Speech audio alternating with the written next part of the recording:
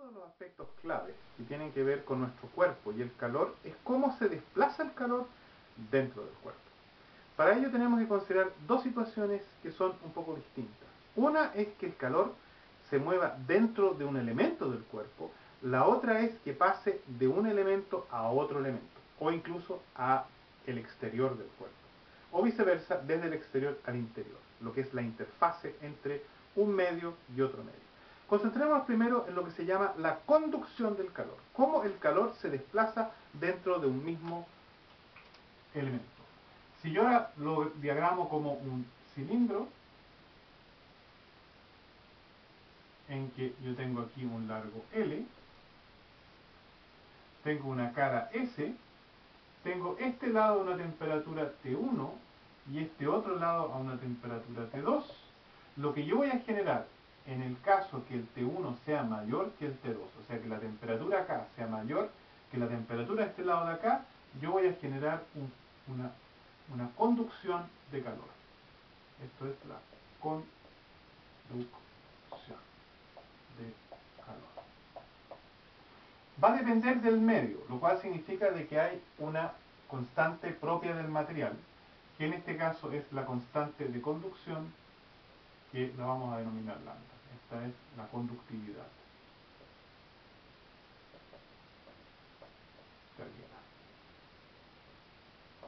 O sea, referida al calor.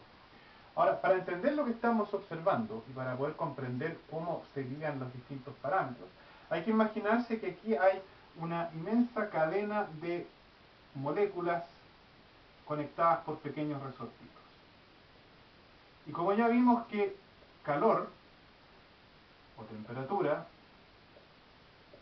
no es otra cosa que vibración, que esta molécula está vibrando, lo que está haciendo ella, y esta acá está vibrando menos porque está a una menor temperatura, esta está vibrando más, lo que está haciendo esta, está moviendo sus vecinas y a través de eso está empezando a transmitir parte de su energía de movimiento a las otras vecinas, de modo que al final toda esa energía va a fluir hasta el lado de acá y va a calentar lo que se encuentra al lado de ella.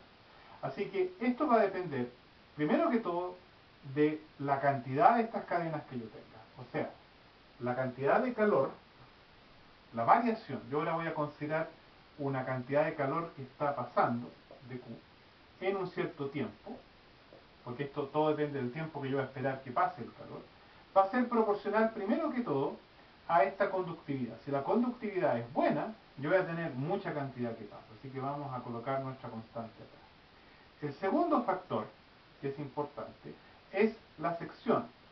Me explico. Si yo ahora tengo una cadena, o tengo dos cadenas, o tres cadenas, mientras más cadenas yo tenga, mayor va a ser la posibilidad de transmitir calor. Así que esto va a ser proporcional al número de cadenas o a la sección que yo tengo. Si la cadena es muy larga, yo voy a tener dificultad de transmitir, porque este va a vibrar, y sin embargo el vecino va a empezar a vibrar, pero requiero de pasar por muchas fases hasta poder llegar a la otra. Por eso es que la longitud de esto está acá abajo, es 1 sobre, es inversamente proporcional. Si el largo es grande, todo esto es pequeño, la conducción es baja. Y por último tenemos que si esto oscila muy fuertemente, o sea, esta temperatura es muy alta y esta temperatura es muy baja, la diferencia nos ayuda. O sea, si yo tengo acá un gran movimiento y acá un pequeño movimiento, lo que yo voy a lograr es que este va a dominar la cadena y voy a rápidamente transmitir para allá. Así que yo tengo aquí una multiplicación de la diferencia de temperatura. Esta es básicamente la ecuación de conducción que está referido a este cilindro completo.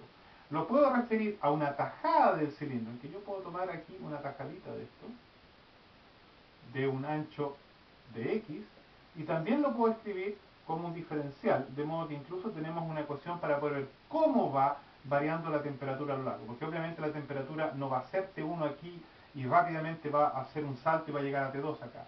Vamos a tener una distribución de temperatura a lo largo de esto, y en consecuencia este término de acá, si ustedes se fijan, es la diferencia de temperatura a lo largo de una distancia. Es un gradiente de temperatura, es cómo varía la temperatura en la distancia.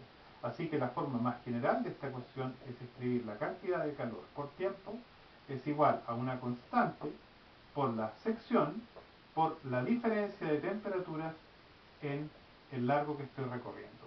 O sea, estoy tomando este pedacito, estoy tomando uno de estos cilindros muy pequeños, de un largo de X en vez de un L, y aquí estoy tomando solamente la diferencia de temperatura a lo largo de esta pequeña tajada.